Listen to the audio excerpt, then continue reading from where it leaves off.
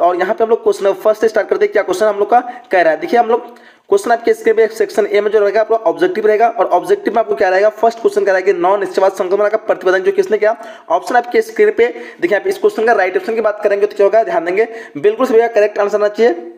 तो देखिए first number question का जो राइट आंसर होगा आपका ऑप्शन नंबर सी जाएगा, ग्रिफिथ टेलर, जिसका भी ऑप्शन सी है बिल्कुल करेक्ट आंसर हो जाएगा। चलिए नेक्स्ट क्वेश्चन क्या करा कि निम्नलिखित में से कौन जो है मानव भूगोल का उपागम नहीं है। देखिए यहाँ पे चार ऑप्शन आपके स्क्रीन पे बिल्कुल सभी करेक्ट आंसर है, ऑप्शन नंबर डी मात्रात्मक क्रांति। ठीक है, चलिए नेक्स्ट क्वेश्चन बढ़ते हैं हम लोग। क्वेश्चन क्या करा कि उस किसने कहा मानव भूगोल स्थिर अस्थिर पृथ्वी और क्रियाशील मानव के बीच परिवर्तनशील का संबंध का अध्ययन है। ये जो किसने कहा, ऑप्शन आपके स्क्रीन पे।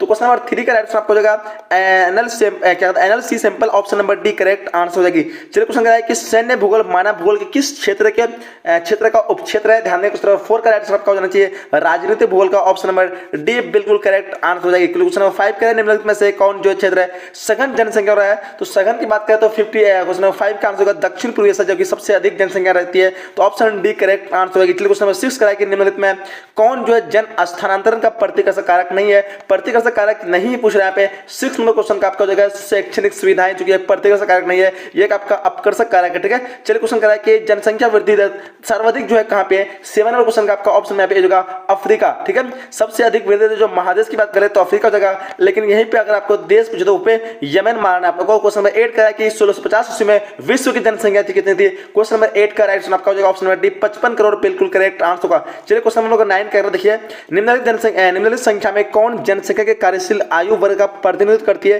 चलिए क्वेश्चन नंबर 9 का आंसर फटाफट क्या होगा। तो इस क्वेश्चन का आंसर आपका 1559 वर्ष की जो आयु होती है वो जो जनसंख्या कार्यशील का आयु वर्ग मानी जाती है, option question D correct answer होगा। चलिए क्वेश्चन नंबर 10 करा कि निम्नलिखित देशों में से किसका लिंग अनुपात विश्व में सर्वाधिक है। सबसे अधिक लिंग अनुपात कौन से देश पे। क्वेश्चन नंबर 10 का जो आपका Latvia, option number B correct answer होगी। चलिए नेक्स्ट क्वेश्चन क्या हमको निम्नलिखित में कौन मानव विकास सूचकांक का मापक है। देखिए यहाँ पे स्वस्थ शिक्षा और संसाधनों तक पहुंचना, ये सभी है, ऑप्शन डी करेक्ट आंसर का, यानी उपयुक्त सभी। चलिए आगे देखते हैं क्वेश्चन क्या है, निम्नलिखित विद्वानों में किसने मानव विकास सूचकांक का प्रतिपादन किया। मोस्ट इंपोर्टेंट क्वेश्चन का क्वेश्चन नंबर 12 का राइट आपका यहाँ पे आंसर जो होगा आपका डॉक्टर महबूल हक, ऑप्शन नंबर सी बिल्कुल करेक्ट आंसर होगी। चलिए क्वेश्चन 13 का है मानव विकास सूचकांक में विश्व के निम्नलिखित देशों में से किसकी कोटि उच्चतम है। उच्चतम की बात करें तो आप लोग को नार्वे मानना है, ऑप्शन का ए बिल्कुल करेक्ट आंसर होगी। चलिए क्वेश्चन नंबर 14 कराया कि फूलों की कृषि कहलाती है। फूलों की कृषि पता है आप सभी को, फूल का पुष्प कहते हैं, पुष्प का उत्पादन, इसको हम पुष्प उत्पादन भी कहते हैं, या फिर क्या कहते हैं आप इसको कह सकते हैं फ्लोरिकल्चर। सो ऑप्शन नंबर इस क्वेश्चन का डी करेक्ट आंसर होगा। क्वेश्चन 15 है कि सहकारी कृषि अधिक जो सफल रही वो कहां पे रही। तो सबसे अधिक सफल वो डेनमार्क में रही थी, ऑप्शन का डी करेक्ट होगा। 15 क्या होगा, ऑप्शन नंबर डी। चलिए नेक्स्ट क्वेश्चन नंबर क्या देखिए, सॉरी ऑप्शन है बी यानी डेनमार्क। क्वेश्चन का 16 का निम्नलिखित में कौन जो रोपण फसल है। रोपण फसल यानी रोपण फसल एक फसल की कैटेगरी है। यहाँ पे ये नहीं ध्यान देना आप लोग, कोई रोपण जो रोप के लगाया था उसको रोपण फसल कहते हैं। ठीक है, तो यहाँ पे रोपण फसल जो हो जाएगा वो आपका रबर हो जाएगा। 16 का आपका ऑप्शन नंबर यहाँ पे ए बिल्कुल करेक्ट आंसर हो जाएगा। चलिए क्वेश्चन का 70 क्वेश्चन निम्नलिखित में किसे कर्तन दहन कृषि भी कहते हैं। देखिए 70 क्वेश्चन का आपका ऑप्शन में होगा आदम निर्वाह कृषि को हम जो कहते हैं कर्तन दहन कृषि कहते हैं, ऑप्शन सी करेक्ट आंसर होगा। चलिए क्वेश्चन का निम्नलिखित में कौन द्वितीय आर्थिक क्रियाकलाप है। द्वितीय आर्थिक क्रियाकलाप की बात करें तो यहाँ पे आपका हो जाएगा ऑप्शन नंबर डी लौह प्रगलन, जो कि एक द्वितीय आर्थिक क्रियाकलाप के अंतर्गत आता है। चलिए 19वां क्वेश्चन कि निम्नलिखित में कौन कृषि आधारित उद्योग है। ध्यान देंगे यहाँ पे जो जूट उद्योग है जो कृषि से संबंधित है, कृषि आधारित उद्योग है, तो क्वेश्चन नंबर डी इस क्वेश्चन का करेक्ट आंसर होगा। चलिए क्वेश्चन नंबर 20 निम्नलिखित में कौन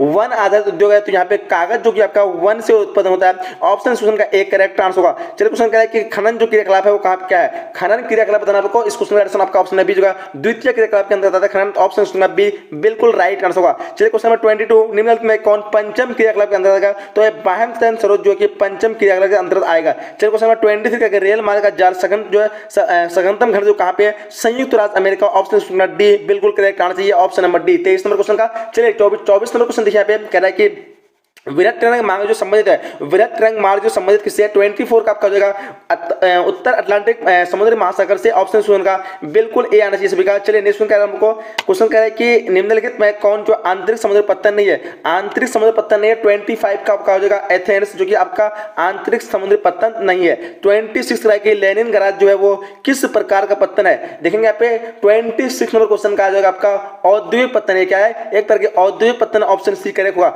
26 में विश्व व्यापार संगठन का मुख्यालय कहाँ पे? देखो यहाँ पे इस क्वेश्चन का ऑप्शन नंबर ए होगा जेनेवा, बिल्कुल करेक्ट होगा ऑप्शन नंबर यहाँ पे ए। 27 नंबर क्वेश्चन होगा क्वेश्चन 28 करेगा चैनल टनल जो जोड़ता है। 28 नंबर क्वेश्चन का आंसर होगा आपका चैनल टनल जो पेरिस को लंदन से जोड़ता है, ऑप्शन सुनगा ए बिल्कुल करेक्ट आंसर होगा। 29 करेगा निम्नलिखित दक्षिण अमेरिका देशों में कौन ओपेक का सदस्य है? तो यहाँ पे वेनेजुएला जो कि एक ओपेक का सदस्य है, ऑप्शन नंबर यहाँ पे डी का 29 का। चलिए क्वेश्चन करा हमको लैटिन जो अमेरिकन इंटीग्रेशन जो है एसोसिएशन का मुख्यालय कहाँ पे है? देखिए यहाँ पे 30 नंबर क्वेश्चन का आपको हो जाएगा यहाँ पे मॉन्टेविडियो, ऑप्शन नंबर क्वेश्चन का सी करेक्ट आंसर हो जाएगा। ठीक है, मॉन्टेविडियो बिल्कुल याद रखेंगे। क्वेश्चन नंबर 31 करा कि निम्नलिखित आर्थिक क्रियाकलापों में कौन जो ग्रामीण अधिवासियों से संबंधित है? तो ग्रामीण में जो प्राथमिक क्रियाकलाप आती है, ऑप्शन सुनगा ए बिल्कुल करेक्ट आंसर होगा। चलिए 32 करा कि निम्नलिखित में कौन औद्योगिक नगर है? तो औद्योगिक नगर की बात करते हैं पिट्सबर्ग जो कि एक औद्योगिक नगर है, ऑप्शन बी करेक्ट आंसर होगा। चलिए 33 क्वेश्चन करा कि निम्नलिखित में कौन इथियोपिया की राजधानी है? तो इथियोपिया की राजधानी जो अदीस अबाबा है, ऑप्शन सुनगा सी करेक्ट आंसर होगा।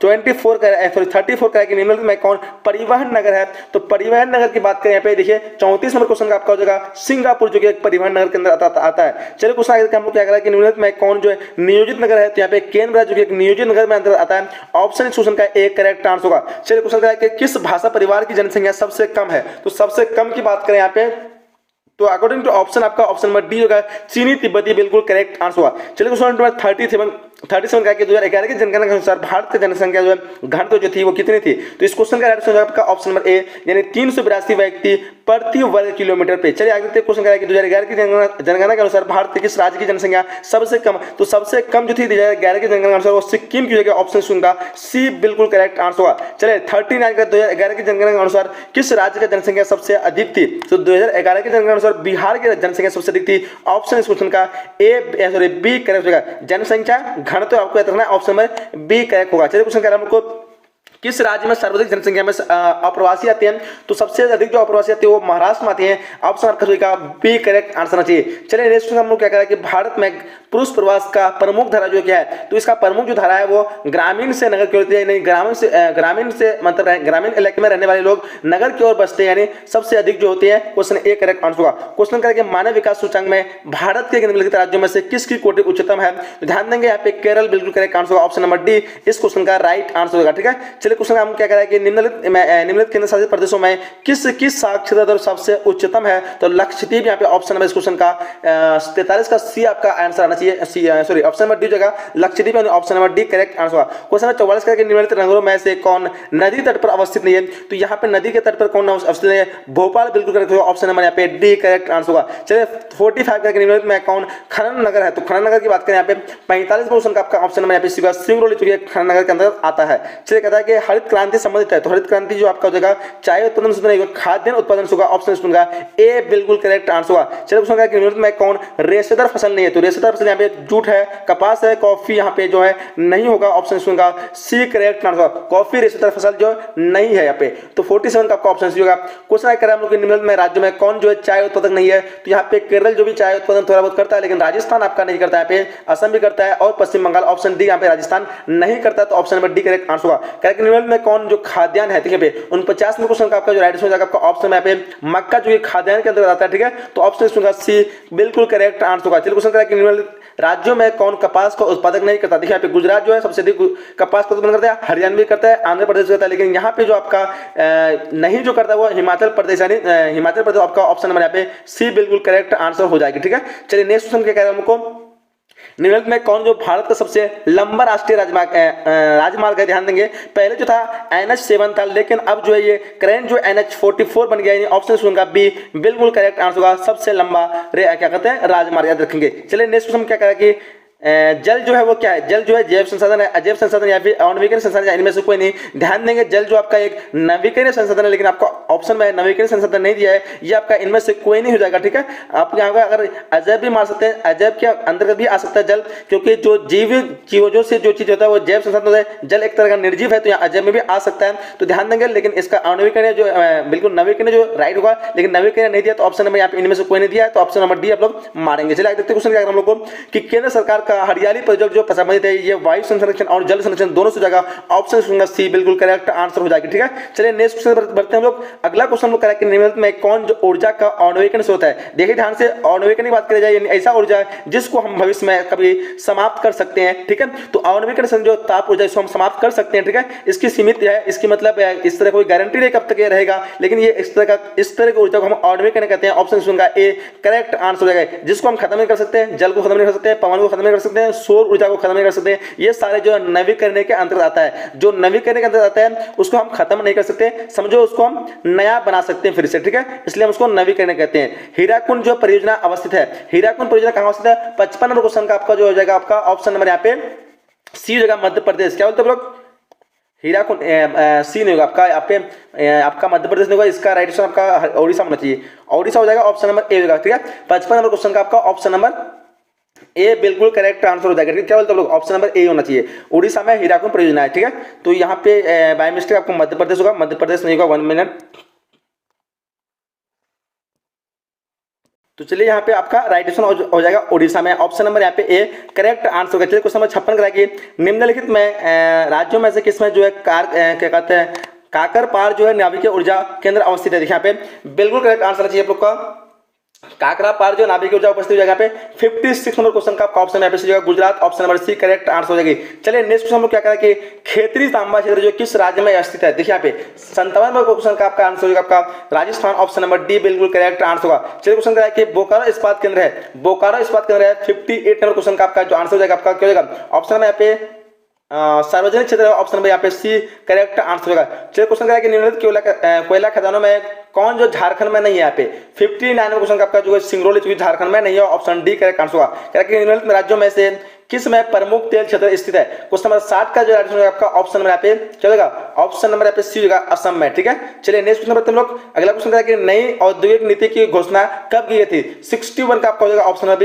1991 बिल्कुल राइट आंसर होगा। चलिए 62 का निम्नलिखित में कौन औद्योगिक अवस्थापना का प्रमुख कारक है। देखिए 62 क्वेश्चन का आपका ऑप्शन नंबर डी होगा, इनमें से सभी बिल्कुल राइट आंसर होगा। 63 का भारत में वायु परिवहन सेवा की शुरुआत जो हुई थी कब हुई थी। 63 का आपका ऑप्शन नंबर यहाँ पे बी होगा 1911 बिल्कुल राइट आंसर होगा। चलिए 64 का निम्नलिखित में कौन पूर्व मध्य रेलवे मंडल का मुख्यालय है। देखिए यहाँ पे 64 का आपका आंसर ऑप्शन नंबर यहाँ पे डी होगा हाजीपुर बिल्कुल राइट आंसर होगा। चलिए 65 का हम लोग को उत्तर दक्षिण गेलियर जोड़ता है। देखिए 65 का आपका आंसर होगा ऑप्शन नंबर यहाँ पे सी श्रीनगर को कन्याकुमारी से। ठीक है, ऑप्शन नंबर क्वेश्चन का सी बिल्कुल करेक्ट आंसर होगा। ठीक है, 1 मिनट।